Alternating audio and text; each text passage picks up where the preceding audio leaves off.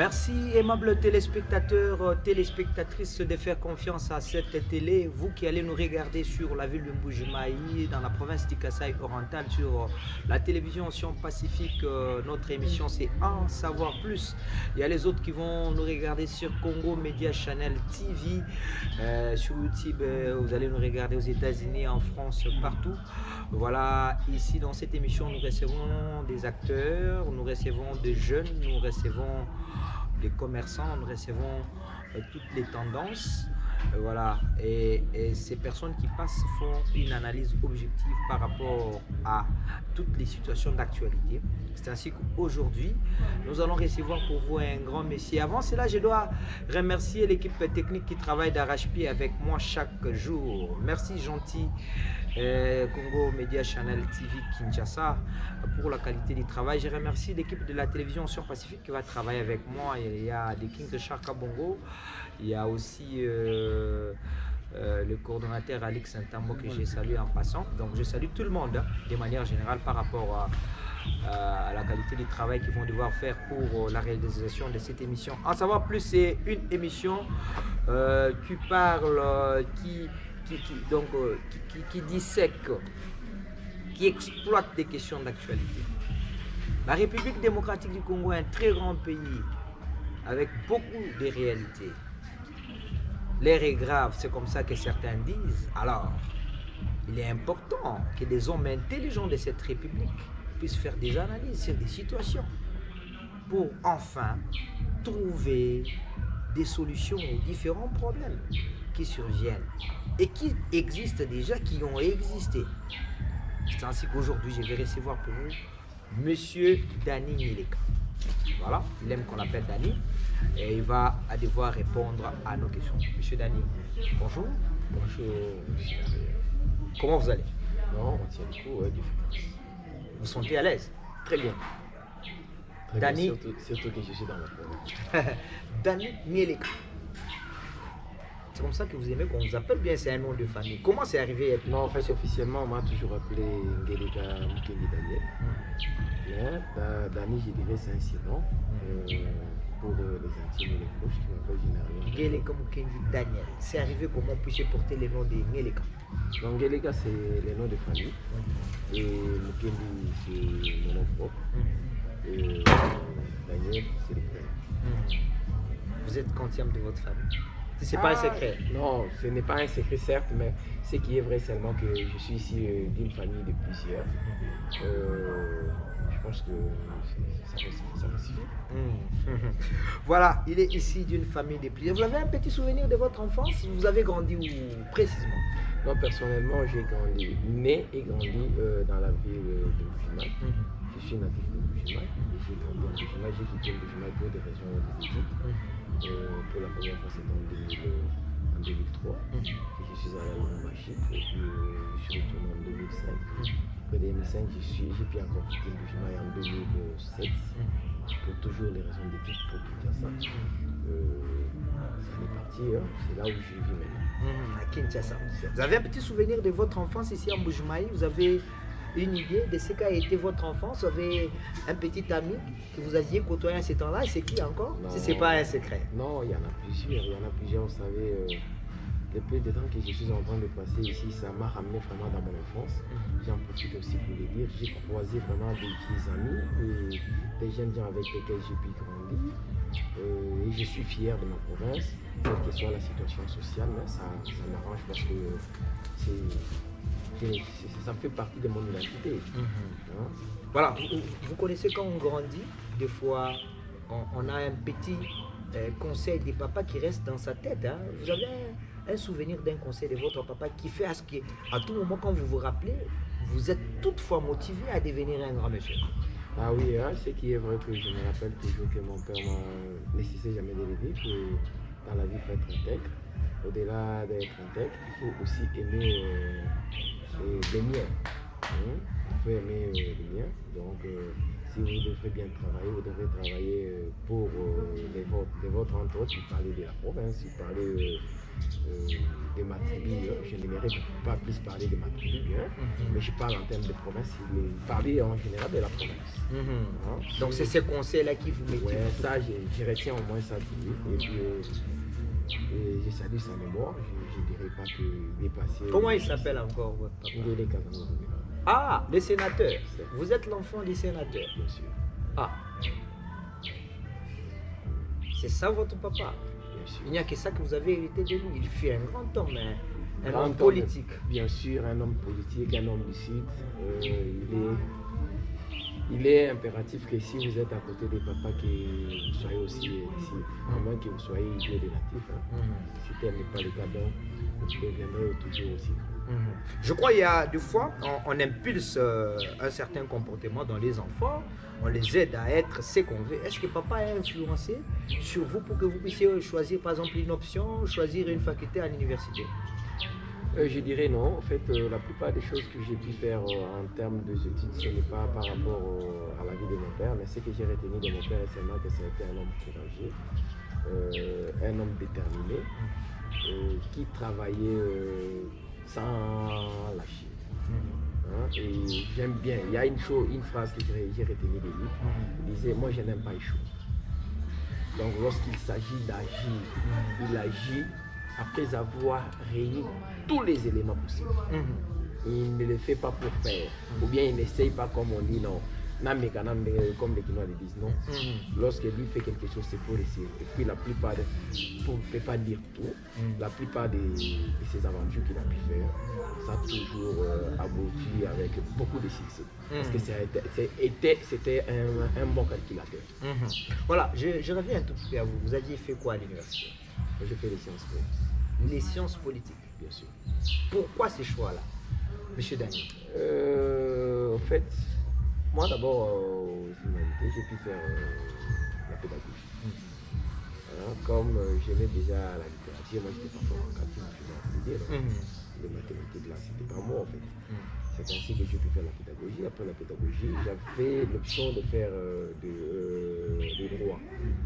Vous savez, c'est qui est vrai que, par exemple en France, vous verrez que les droits et les sciences po, ça fait partie d'une même faculté. Par là, je voulais dire, ça va de peur.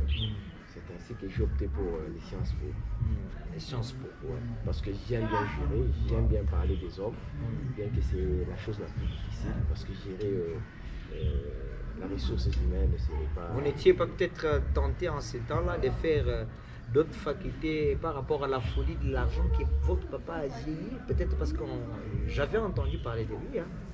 Non, je ne sais pas qu'est-ce que vous appelez folie, de l'argent que papa avait eu. Certes, mon père a eu de l'argent, mais je vous dirais qu'il était un grand entrepreneur. Papa fait les diamants, tout le monde le connaît. En dehors des diamants, papa il a entrepris, il a été dans une société de construction. En dehors de ça, papa a été commerçant comme tout Congolais. La politique, il l'a fait aussi comme quelqu'un qui était passionné de la politique. En dehors de ça, je vous dirais que c'est quelqu'un qui avait le pouvoir dans les sangs. Parce que les noms d'un je parle de Kangouvou-là. Kangouvou-là ne vient pas de nulle part.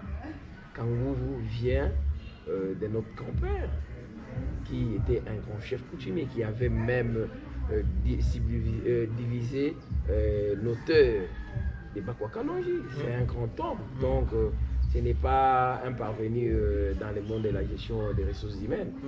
Et je vous dirais même que pour la première fois qu'il puisse travailler, il a été bourgmestre, je pense, de la commune de Dibindi, vers les années 1960 quelques. Ce n'est pas et vous vous êtes non, peut-être parce que nous avons les pouvoirs dans les sangs, moi je dois faire les sciences po, peut-être pour diriger, gérer aussi les gens dans les tout prochains jours. Non, la chose qui est dans les sangs n'a rien à voir avec ce qui est dans la tête. Je vous dirais des fois, les sangs, je peux faire partir de ça. Je peux dire à un moment que c'est déjà destin. Lorsqu'on parle du destin, ça n'a rien à voir avec votre raisonnement. Que vous le vouliez ou pas, vous serez obligé d'y arriver.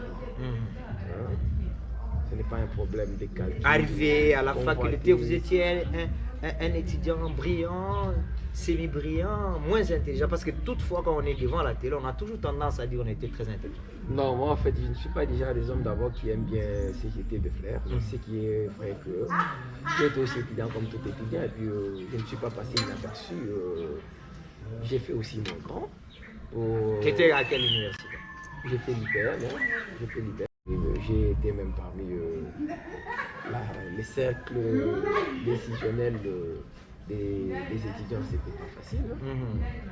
Je sais ce que ça m'a coûté, bien sûr. Aujourd'hui, on peut parler comme c'était de la mer à boire, mais c'est pas de la mer à boire. C'était facile pour vous, très facile. Voilà, IPEN, autant d'universités à Kinshasa, les choix sur IPEN, c'était papa ou bien c'était parce que c'était l'environnement de chez vous? Parce que là, nous sommes dans votre petite histoire. Hein.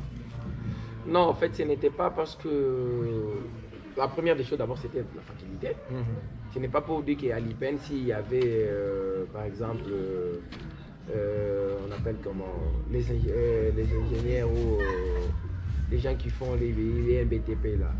Si l'INBTP était, par exemple, aussi l'emplacement de l'IPEN là, je n'aurais dit pas aller là-bas. Parce que ce qui m'a intéressé d'abord, c'était la faculté.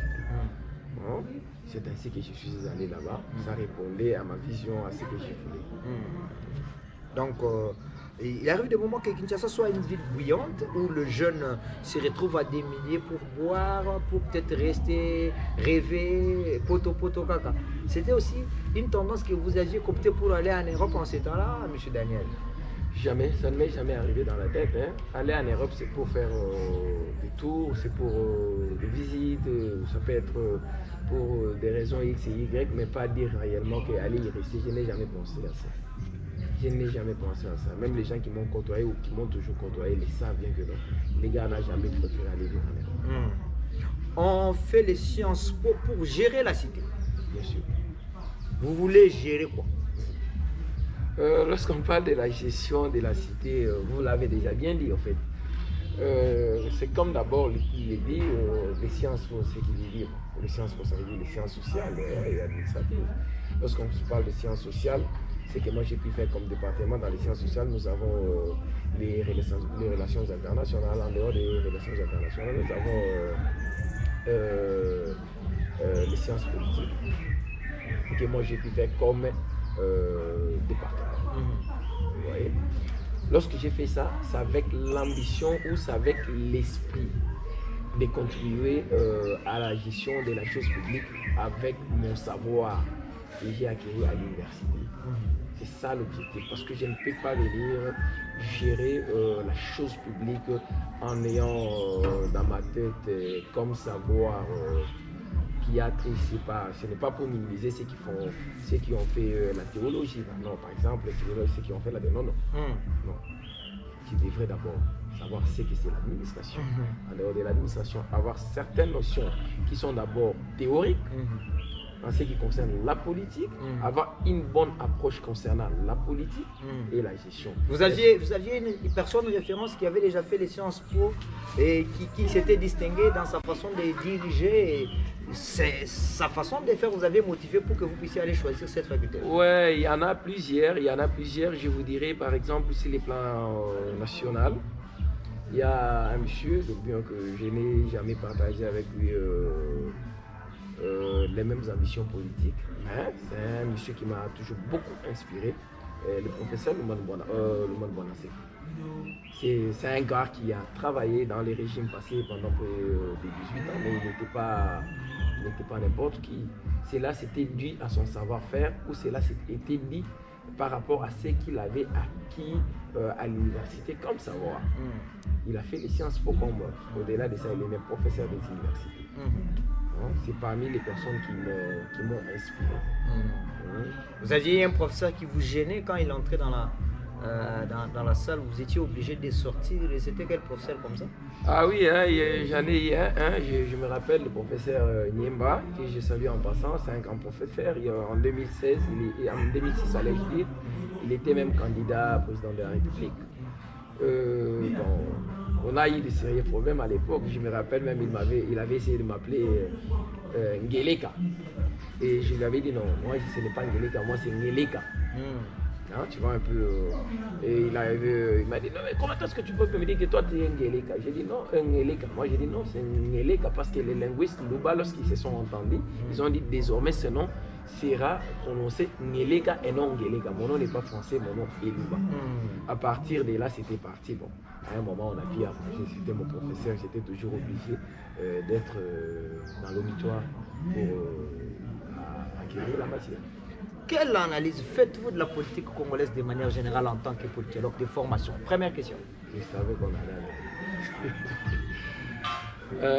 en général, la politique actuellement, elle est bonne. Elle est bonne, on est ici une bonne pente. Je dirais ça pourquoi? Parce qu'on vient de faire.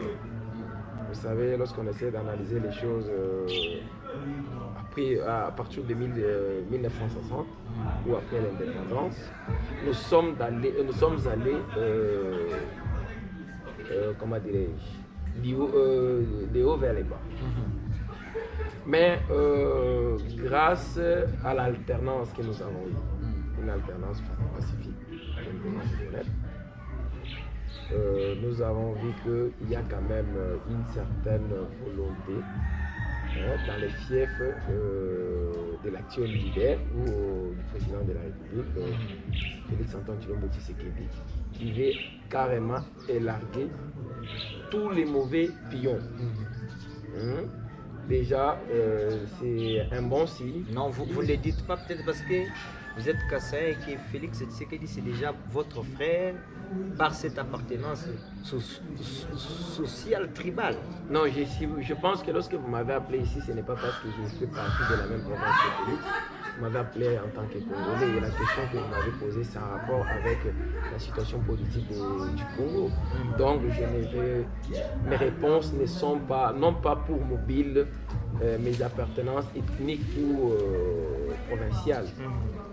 On parle de la nation. Lorsque j'ai appris, comme je vous l'ai dit, ce n'est pas en rapport avec la gestion seulement de la province. Ça peut être de la nation, je peux être Premier ministre, je peux être ministre de l'Intérieur. La situation politique de la RDC date de très longtemps. 1960, 1965, Mobutu, Laurent Désiré Kabila, Kabila les fils, aujourd'hui Félix Antoine Tshisekedi Tshilombo. Tracez-nous les zones sombres de cette république en tant que politologue. Non, certes, nous avons eu, après l'indépendance, celui que nous avons eu comme président de la République, c'était le président Léfé Kassavou. Il était orthodoxe en rapport avec sa gestion. Il avait une bonne gestion, mais ce que nous ne devons pas seulement oublier est que c'était un gars dès le départ qui n'avait jamais géré, mais il avait de bonnes intentions. Il était animé, il avait le patriotisme, si je peux dire, mais il n'était pas trop politique. C'est ainsi que nous avons pu enregistrer ce que nous avons enregistré avec le Premier ministre Kassavoubou et le président Kassavoubou, cette crise, le Mumbai Kassavoubou, cette crise qu'il y a eu là. Cette crise qu'il y a eu là, c'est dit d'abord aux techniques politiques qu'il manquait. La volonté de bien gérer, d'accord. Mais la politique, c'est autre chose parce qu'il y a beaucoup de réalités dans la politique. Là, c'est la première phase. Et après là, nous avons eu le coup d'État avec Désiré Mobutu. On a eu tout ce que nous avons eu, la dictature, la zaïarisation, qu'est-ce que je peux dire encore à un moment, je ne peux pas dire que tout de lui était toujours sombre. Certes, il avait aussi bien fait, mais je vous dirais que même le Premier ministre, l'ancien Premier ministre Léon Kengo Ndondo l'a témoigné pour démontrer qu'à l'époque, lorsque vous avez des recettes, lorsque une régie financière mobilise, si vous avez $1 million, vous devez avoir la part du marché et la part de la. Donc, c'était déjà une association entre un individu et un État. Ce qui est déjà un mauvais départ pour la gestion de tout un pays. Je pense que c'est la page sombre qu'on peut retenir de cette époque-là. Et si je vais aller voir les 18 ans là, c'était catastrophique.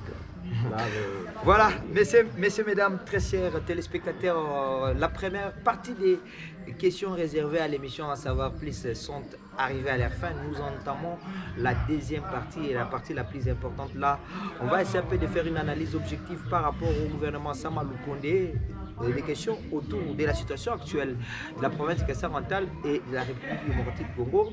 Daniel Ngeleka va devoir répondre à nos questions. Voilà, dames et messieurs, aimables téléspectateurs, c'est l'émission En Savoir Plus sur la télévision Ocean Pacifique. Vous qui allez nous regarder sur YouTube, comprenez qu'il y a des analystes qui font des analyses objectives par rapport à des situations politiques.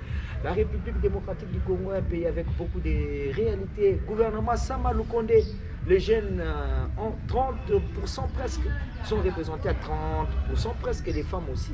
Quelle analyse faites-vous de cette situation politique? Vous donnez la chance à ce gouvernement? Oui, je donne la chance, je l'appelle même gouvernement de l'espoir.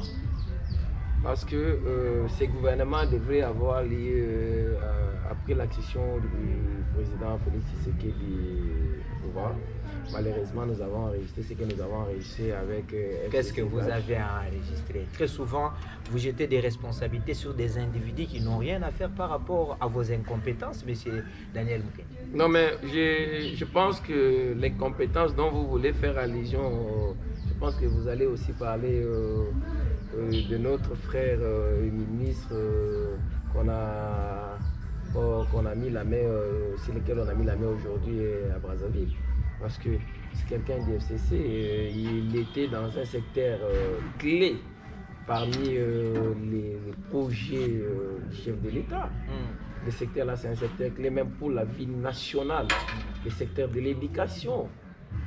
Les chefs je vous ai traité tout à l'heure d'un analyste, mais je sens en vous, il y a quelque chose. Vous avez une tendance d'être un pro-Fachi. Non, je ne suis pas pro-Fachi, mais je suis réaliste. C'est-à-dire quoi? Réaliste, c'est-à-dire lorsqu'il est blanc, il faut dire qu'il est blanc. Lorsqu'il fait noir, il faut dire qu'il fait noir. Lorsque Fachi fait bien, on dit qu'il fait bien. Lorsque l'autre fait mal, on Pourquoi dit qu'il vous appelez gouvernement Sama Lukonde gouvernement d'espoir? Gouvernement d'espoir, parce que l'espoir de tout un peuple repose sur Fachi. Et Fachi, à son tour, il a fait confiance en ce gouvernement, en disant que c'est ce gouvernement qui va poser des jalons qui vont faire sortir la République du gouffre. Donc c'est un gouvernement d'espoir. Très souvent, vous jeunes, quand on vous donne des petites responsabilités, vous abusez. Mais vous vous retrouvez à 30% dans les gouvernements et vous donnez encore de l'espoir à un gouvernement comme ça. Je ne sais pas si vous avez cette image-là qui parle des jeunes qui ont toujours dessus. Nous, on en a eu autant. Pour la première fois que Tshisekedi, le père était ministre, c'était quand il avait quel âge? La plupart des gens dont nous faisons allusion aujourd'hui, pour la première fois qu'ils ont accédé au gouvernement, ils étaient encore trop jeunes. Kamere, lorsqu'il était au gouvernement, il avait quel âge? Mais il ne faut pas dire comme ça parce que c'est une façon de démotiver ou soit de jeter de l'opprobre sur la jeunesse congolaise. Par contre, c'est l'espoir. Vous avez encore le souci de vous trouver des jeeps, vous avez encore le souci d'acheter des beaux vêtements. Voilà, et on parle de cette jeunesse qui a encore ces soucis-là, peut-être non expérimentée. Non. Vous savez, je pense que la plupart des gens qui sont au gouvernement là, ils ne sont pas des expérimentés. Ne me dis pas ça, parce que l'expérience ne veut pas dire seulement que vous devrez être ministre automatiquement. Non, on peut venir de quelque part, on peut venir d'une entreprise publique. Par exemple, quelqu'un comme Didier Boudimbo, il est ministre maintenant des hydrocarbures. Il est jeune, mais écoutez, ne me dis pas qu'il n'est pas expérimenté. Il a été vice-ministre, il n'a pas dessus. En dehors de ça, il avait ses affaires privées. Il a été aussi aux côtés de Félix, mais écoutez, ce n'est pas négligeable. Ce n'est pas négligeable. Si je peux prendre un autre jeune comme Yves Bonkoulou, qui est maintenant ministre de la jeunesse, il n'a pas dessus. Il ne faut pas carrément prendre de l'opprobre jeter sur la jeunesse parce que c'est une façon aussi de les démotiver. S'il vous plaît, je vous en supplie, messieurs les journalistes. vous croyez que Félix Tshisekedi Tshilombo va réussir son premier mandat pour vraiment répondre aux attentes du peuple congolais par rapport au slogan le peuple d'abord? Au peuple d'abord, je vous dirais déjà qu'il ne reste que 20% pour que nous atteignions 60% de réussite. Vous êtes sûr? Très sûr. Qu'est-ce qui vous dit? Qu'est-ce qui vous fait dire ça? Ce qui me fait dire ça est seulement qu'aujourd'hui, tout Congolais a quand même peur de prendre la chose qui appartient à tout Congolais, c'est-à-dire les détournements. Toute personne a crainte. C'est ce qu'on voulait. Que personne ne puisse confondre les biens de l'État et les biens privés. C'est ça même la maturité politique. Mais les sociales du peuple congolais, les gens ont cru peut-être que quand Tshisekedi devait prendre le pouvoir, tout allait changer un tout petit peu, on allait avoir une petite amélioration. Mais nous allons de mal en pire, monsieur. J'aime bien lorsque vous parlez de gens. Je ne sais pas les gens dont vous parlez là, ils se trouvent où et ils sont. Parce que moi, j'ai fait partie aussi de ces gens-là dont vous parlez là. J'ai toujours cru que ça va aller et en analysant les choses là où nous sommes, ça va bon train. À moins que vous me disiez le contraire. La première chose que je vous dis, même la Bible le dit bien, la justice élève une nation. Mais aujourd'hui, Tshisekedi a compris que non, effectivement, nous avons tout fait pour un état de droit. Et il a mis toute son énergie pour faire en sorte que la justice ait sa place, qu'on ait une justice indépendante. C'est là où nous sommes, ce n'est plus une justice à laquelle on allait donner ou une justice qui se nourrissait aux mamelles des politiques. C'est-à-dire à tout moment, ils pouvaient toujours prendre des positions où ils ne pouvaient pas poursuivre les politiques. L'histoire du chef, vous savez, monsieur Ali Nguetti, vous savez que c'est une bête noire. C'est une bête noire. Lorsqu'on parle de lui, c'est tout politique qui tremble. C'est tout politique qui tremble. Voilà, j'étais en train de poser une autre question de précision.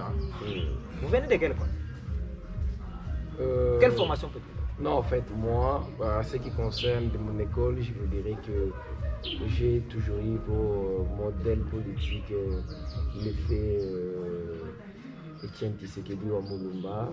J'étais allé plus loin aussi par rapport à son combat politique. C'est quelqu'un qui incarnait beaucoup de valeurs. Il a laissé ce qu'il a pu laisser en 1981. Il a laissé les pouvoirs pour aller faire face à une dictature. Donc c'est quelqu'un qui a vu que nous devons prendre l'intérêt général, le mettre au-dessus des intérêts égocentriques. Comme je viens de le dire, à l'époque de C'est pour cela à tout moment vous revenez vers Fachi? Pas du tout, pas du tout. Vous faites partie de l'IDPS? Pas du tout. Ce n'est pas un problème de faire partie de l'IDPS. Aujourd'hui en province, il y a un problème du gouverneur, comment encore? Jean Maouija. Hein? Mais il vient de l'IDPS, il a déjà la population. Mais je suis en train d'en arriver. Il y a un problème aujourd'hui entre les gouverneurs de Jean Maouija et l'Assemblée provinciale. L'Assemblée provinciale, c'est lui qui est là comme président, c'est quelqu'un de l'IDPS. Jean Maouija lui-même de l'IDPS. Et les militants ou les combattants qui sont contre Jean Maouija aujourd'hui, ce sont les membres de l'IDPS. Qu'est-ce que je vais dire par là? À l'IDPS, il n'y a pas l'histoire des moutons. Des fois, les gens peuvent être envahis par les sentiments, mais à un moment, lorsque ça ne va pas, ils s'arrêtent. Ce n'est pas comme à l'époque de l'autre, là où on disait toujours sans toi, rien ne peut marcher. Non, ce n'est pas à l'époque de Kabila. Non. Avec l'IDPS, lorsque ça ne va pas, on n'avait jamais su qu'un jour, on a dit que notre Fachi pas ça. C'est ça l'IDPS. L'IDPS, ce n'est pas une école à pensée unique. Non, non. Ce n'est pas une école à pensée unique lorsque ça vient de là et puis ça s'arrête. Non. Ça peut venir, on vous dit non, ce que vous dites là n'a rien à voir avec l'intérêt général. Ici, chez nous, c'est le peuple d'abord. Donc, regardez votre pays. Vous avez des ambitions politiques? Pourquoi pas? Je vous ai bien dit que j'ai appris, j'ai fait les sciences pour. Je n'ai pas fait l'agronomie. Ce n'est pas pour dire que les... Vous ne voyez pas peut-être que ce sont des ambitions démesurées par rapport à vos capacités intellectuelles et naturelles? Je ne sais pas quel thermomètre avez-vous déjà utilisé pour juger mes capacités intellectuelles et vous avez compris que je suis en descente de la moyenne. C'est ainsi que je ne peux pas faire la politique. Voilà, notre émission avait déjà commencé depuis très longtemps. On est obligé de la terminer sous une très bonne note. Voilà, les décors, on peut toutefois les changer. Vous comprenez que nous sommes là, disponibles à servir la population congolaise, disponibles à servir la population de la province du Kasaï oriental. En savoir plus, une émission Totimola, c'est-à-dire nous voulons connaître mieux. Nous voulons connaître plus sur des questions politiques, nous voulons connaître bien sur certaines questions et chercher à avoir des analyses concrètes, simples par rapport à des situations. Voilà, Monsieur Daniel Mukindingeleka, on était avec vous, on était en train d'aborder une question importante, qui cadrait avec la situation politique de la République démocratique du Congo. Vous aviez fait une analyse objective par rapport à cette situation politique. Mais maintenant, la province de Kasai oriental est particulière aussi parce que c'est votre province natale. Mais quelle analyse faites-vous de sa situation politique après un long moment, pas de développement, tout tourne au ralenti? C'est grâce à l'IDPS dont vous êtes membre, peut-être membre d'honneur, je ne connais pas. En fait, c'est une merci d'avoir pour la parole. Ce que je vous dirais seulement que c'est un sujet que je ne voulais pas vraiment aborder. Malheureusement, je suis devant le fait, donc je suis obligé.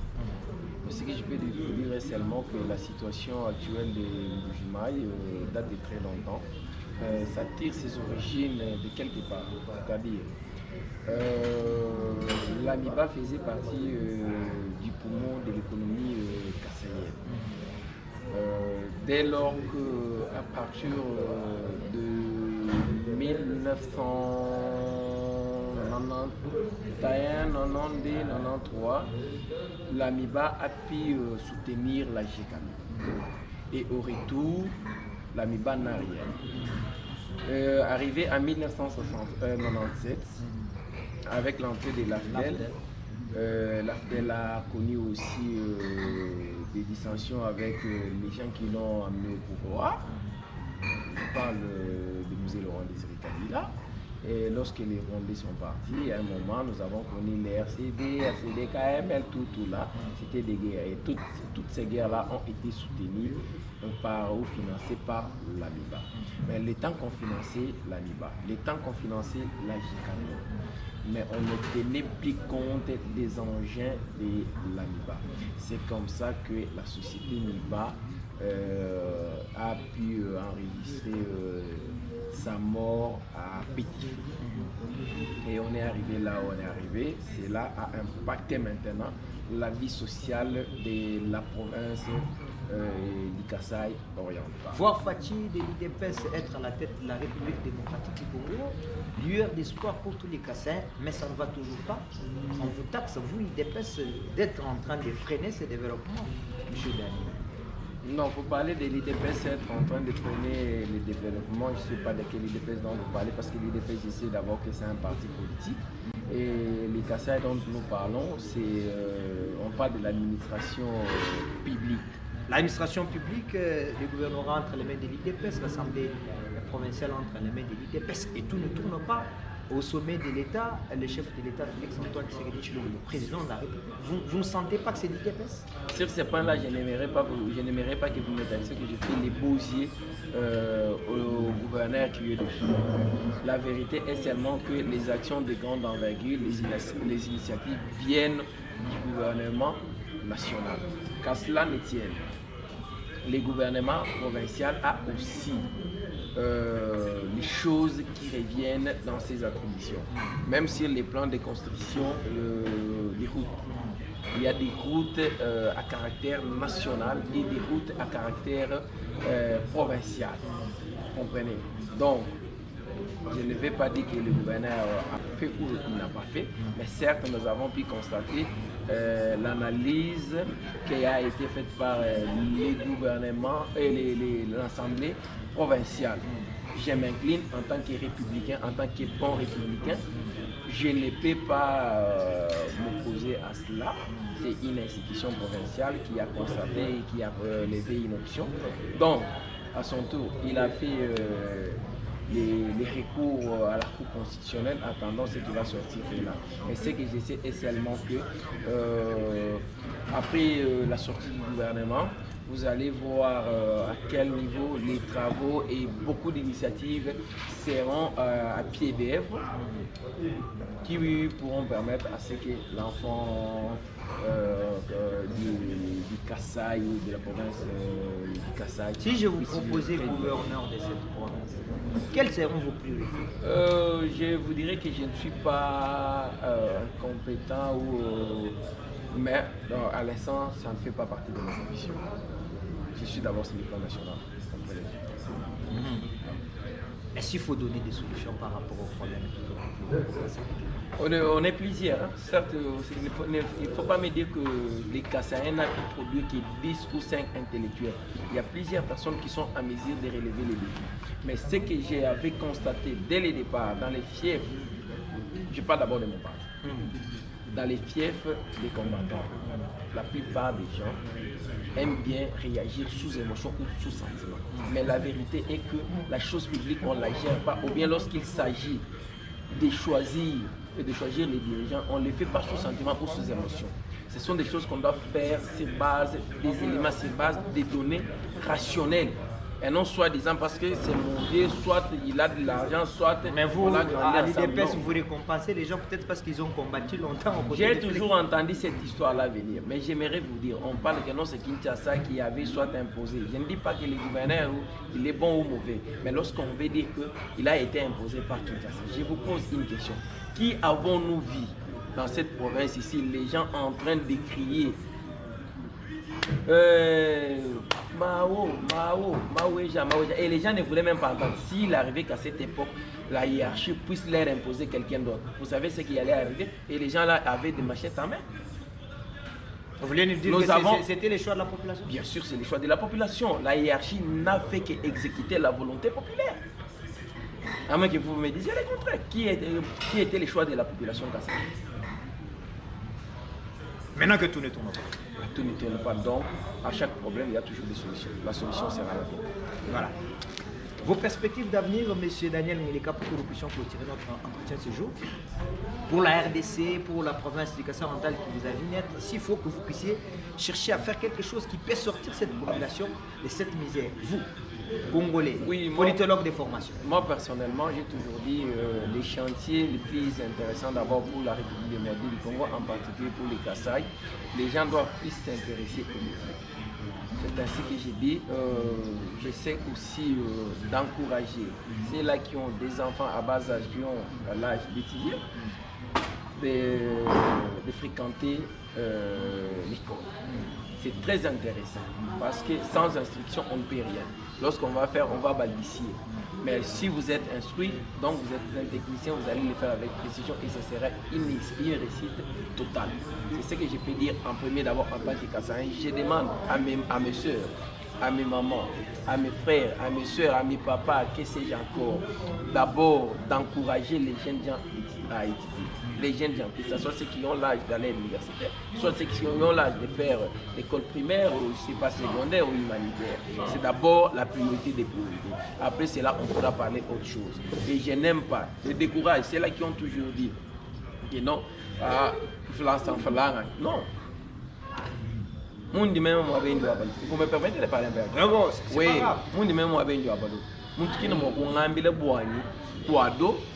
oui, mécanicien. Quadro mo kubika mudi no wegeza mudi mo mécanicien to eshi mécanicien mo kubika mudi no wegeza mudi mo quadro to teto banga tundu baye she quadro ndinyo ko example wa hash banga tundu mo to baye she mécanicien boani aya amuha kangula boani ajika na wa ukila nuka dushibe shambra yera donc muntu yonso kuli mudi mo wenda adi muntu mulonga bukwado kulonga bukwado adi muntu mulonga maboko mulonga maboko adi muntu mulonga commerce mulonga commerce adi muntu mulonga d'entreprise publique mulonga entreprise publique. C'est comme ça que nous devons faire la part des choses. Là tout on a tout bien ça nous tomber bantu mo suba di mo tout di tunyanga na shimo matunga mina babendao numvo tibwalga tumvo batele muntu mwogo vous bourgmestre, vous ministre, vous voter là pendant 30 ans. Ce n'est pas pour rien qu'on le fait. On le fait parce que cette personne-là a la pension, a pour pension.